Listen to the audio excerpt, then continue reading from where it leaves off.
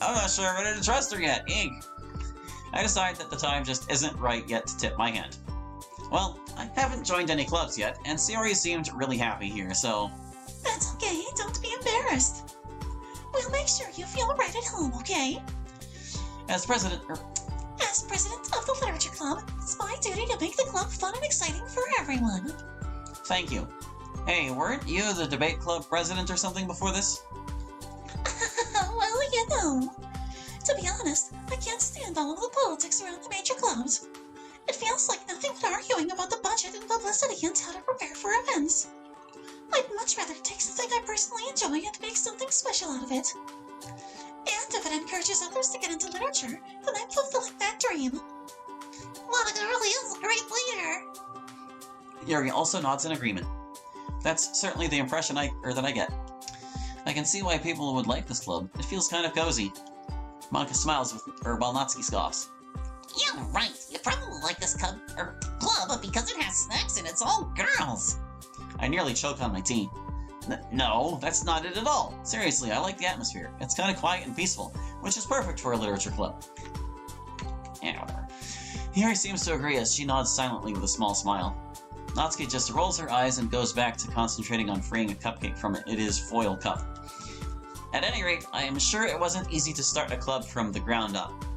You could put it that way. Not many people are very interested in putting out all the efforts to start something brand new. Especially when it's something that doesn't grab your attention, like literature. You have to work hard to convince people that you're both fun and worthwhile. I can't help but feel like she might be talking about something else as well. But it makes school events like the festival that much more important. I'm confident that we can all really grow this club before we graduate. Right, everyone? Yeah. We'll do our best. You know it. Everyone enthusiastically agrees. Their enthusiasm is infectious, but does the festival really matter? I know Mr. X said to just proceed as usual through the game. But I also have flashbacks of the events that happened during the festival. I really don't want a repeat of any of that. So, Hallie, what kinds of things do you like to read? Well, I like all kinds of genres, to be honest. Horror, fantasy, science fiction, manga. I say that last part a little more quietly, half-jokingly. I just wanted to see Natsuki's reaction. As expected, Natsuki's head suddenly perks up. It looks like she wants to say something, but she keeps quiet. Oh wow, I never knew Sui's friend would be quite the literary connoisseur. Well, I mean, I don't think anyone has ever called me that in my entire life. I try not to show the fact that I'm blushing a bright crimson red by trying to quickly switch gears. Anyway, what about you, Yuri? Well, let's see. Yuri traces the rim of her teacup with her finger. My favorites are usually novels that build deep and complex fantasy worlds. The level of creativity and craftsmanship behind them is amazing to me. And telling a good story in such a foreign world is equally impressive. Yuri goes on, clearly passionate about her reading. She is every bit as reserved and timid as I figured she'd be, but it's obvious by the way her eyes light up that she finds her comfort in the world of books, not people. At least books never judge you. But you know, I like a lot of things. Stories with deep psychological elements usually immerse me as well. Isn't it amazing how a writer can so deliberately take advantage of your own lack of imagination to completely throw you for a loop? Anyway, I've been reading a lot of horror lately. Yeah, horror books are great. I shift uncomfortably in my chair. I'm still a little anxious for my visit with Mr. X and with whatever glitch happened when I entered the club room. Really? I wouldn't have expected that, Yuri. For someone as gentle as you. I guess you could say that... but if a story makes me think, or takes me to another world, then I really can't put it down. Surreal horror is often very successful at changing the way you look at the world, if only for a brief moment. Ugh, I hate horror. Oh, why's that? Well, I just... Natsuki's eyes dart over to me for a split second. Never mind. That's right. You usually like to write about cute things, don't you, Natsuki? I can't help but smirk a little. Well, what? What gives you that idea? You left a piece of scrap paper behind last club meeting. It looks like you were working on a poem called... Don't say it out loud! And give that back! Fine. Your cupcakes, your poems, everything you do is just as cute as you are. Sayori sidles up behind Natsuki and puts her hands on her shoulders. I'm not cute! Natsuki, you write your own poems? Well, I guess sometimes. Why do you care? I think that's impressive. Why don't you share them sometime? No! Natsuki averts her eyes. You wouldn't like them. Oh, I think I would. I actually really like poetry. The girls look at me as if I have bugs crawling out of my mouth.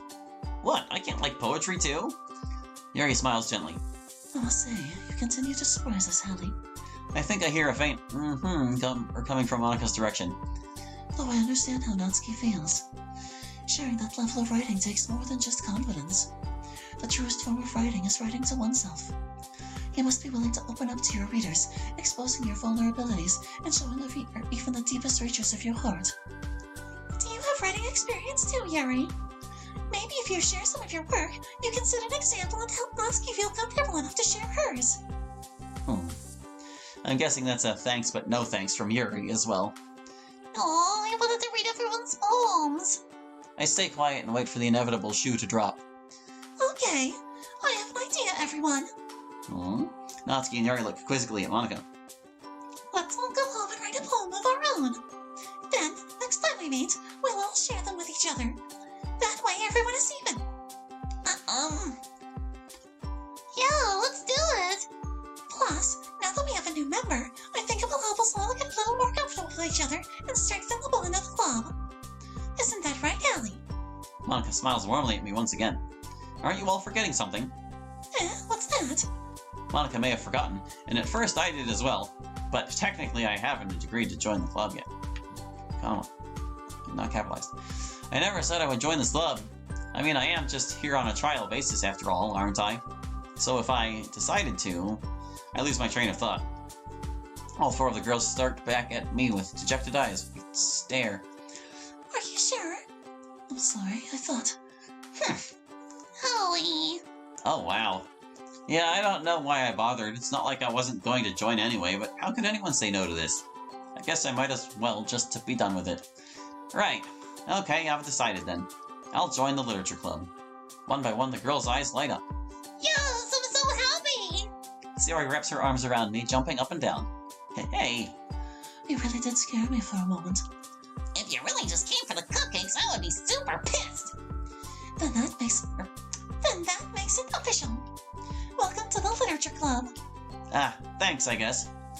Okay, everyone. I think with that, we can officially end today's meeting on a good note. Everyone remember tonight's assignment. Write a poem to bring to the next meeting so we can all share. Monika looks over at me once more. Hallie, I look forward to seeing how you express yourself. Yeah, this is going to be a bit of a challenge. I'm not sure who I should spend more time with. I already feel the anxiety welling up inside me. Meanwhile, the girls continue to chit-chat as Yuri and Natsuki clean up their food. Hey, Holly, since we're already here, do you want to walk home together? That's right, Sayori would want to walk home with the player character after club meetings. Sure, might as well. Yay! With that, the two of us depart the club room and make our way home. As Sayori and I depart the school building, she seems to be humming a little bit to herself. You seem like you're in a really good mood. Oh, that's because I got to spend the day with you. Are you sure it wasn't because you got to stuff your face with cupcakes? Sayori looks a tad offended, but also as though I saw right through her. Well, maybe that too.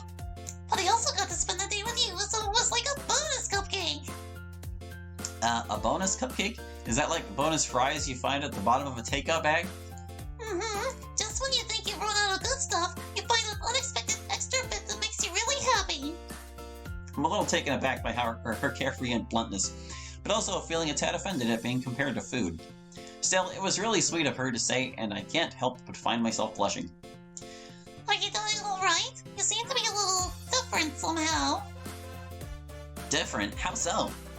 I don't know. You just seem to be a little more open, I guess. I certainly wasn't expecting you to be into books, let alone poetry. Is there something wrong with that? Oh, not at all. It was just unexpected. I don't think you've ever talked about those things with me before. Yeah, sorry. I guess some things have changed about me since you and I last hung out together. Sayori is pretty perceptive, but luckily I do have the excuse of there being a bit of a time gap between the MC and Sayori that could explain away some differences like that. I suppose spending all that time by myself, I kind of retreated into books as an escape, and poetry helped me to channel some of my feelings as well. can understand that. Poetry helps me a lot too with my feelings. But Hallie, if you needed someone to talk to, you should have called me or come over. I could have chased away that loneliness. There's a pang of guilt and sadness that hits me as she says that last part. If anyone needed some time or someone to lean on, it's her. I'm not sure how long I can keep this up. You're right. Sorry about that. I guess I've never been really good with talking about my feelings with others. But Sayori, I hope you know that the same offer is true for you as well. Unnecessary comment. She looks at me slightly confused. What do you mean? I mean, if you need someone to talk to, or to just listen to you, I'm here for you. I may not have been there for you the past few years, but I'm here now. She smiles the slightest smile at me, and it almost looks like a tear is creeping into her eyes. She's not smiling? Okay, there it is. Thanks, Hallie. That means a lot to me. We continue to walk towards our street, chatting a little bit about what we've been up to since we last hung out. For her, it's been mostly school and helping Monica to start and run the literature club. She also mentioned she had started to take some impromptu cooking lessons from Natsuki, though I suspect that might just be so she can satisfy her sweet tooth. We can combine these. Compromise. Something her and Natsuki have in common. As for me, I tell her half-truths which involve elements of my actual life, but set in the context of this world and to what might make sense for this world's MC. Mostly, though, I just tell her that I've been busy with schoolwork, trying to learn how to make video games, or planning my next vacation during the next school break. We get to her house first, and she waves at me as we part ways. I'll see you tomorrow, Hallie. Don't forget to write a poem. Will do. It's only been one day, but I'm already starting to get the layout of this street memorized. It helps that it's a pretty simple design and almost directly within eyeline of the school. I start heading towards my, I guess, well, for now I'm just going to call it my house. The whole way, my mind wanders back and forth between the four girls. Sayori, Natsuki, Yuri, and of course, Monica. Can I really trust anyone here? Will I ever be able to leave? Perhaps we'll be able to save them if I get to know them better. In the meantime, I'll just need to make the most of my circumstances, and maybe try to start getting to know each of them one at a time. And I guess that starts with writing a poem tonight. What does that say? It's kind of blurry, I can't read it very well. If it said something, I couldn't read it. It's time to write a poem. I should pick words I think my favorite club member will like. Something good might happen with whoever likes my poem the most. Yeah, we're familiar. We know how this go. Alright, so I'm going to drop a save here. Because we're going to be returning back to this one over and over again. Actually, you know what? I'm going to drop it here instead. Because, yeah, we are going to see what exists of the routes. But we're going to try to go for Monica first, because I feel like that will be the most different. So let's see. Is she just going to get all the new words? Oh, hey, look! Whenever you highlight them, it just shows who will react to the word. Well, I'll try to be sporting about it anyway. Let's see. I'm guessing mediator's you? Yeah? Integer. There we go. How about... coordinate? Yeah. Not sure any of these would actually be Monica. Wait, embrace? Is that it? Nope, that one's Sayori. Extraordinary would be Sayori too. Yep. Congruent is like Yuri. Vivacious Yuri. None of these are gonna be Monica words. Not a single one. I'll go incongruent. Let's see, where's the strings probably her. She's getting all like the technical terms apparently. So it's static, nimble, stargate, agonizing, desire, disaster, hurt, passion, hopeless. Desire? Yeah. President's gotta be here. Oh, they both jumped for president. How curious. That means they like it equally. But anyway. Right. Yeah. Skirt, barrier? Barrier. I don't think any of these would be her either. I'm pretty sure these are all vanilla words. I'll go with eternity. Let's see. Death, sons of reconcile? Well, that's a good sign. Possibly. Envy. It's gotta be her. Yeah. They just straight up put her name in the list. Club. Emerald. There we go. Boolean, sure. What else? What else? No, this is a little tenacious. Party. Tenacious? No, that's a Yuri word. Was that always in there? Oh. Analysis Celsius Yuri. Oh well, I think Monica would also like analysis, so we're gonna go with that. Getting close. Unchanging. Now that's not encouraging. Piano. Okay.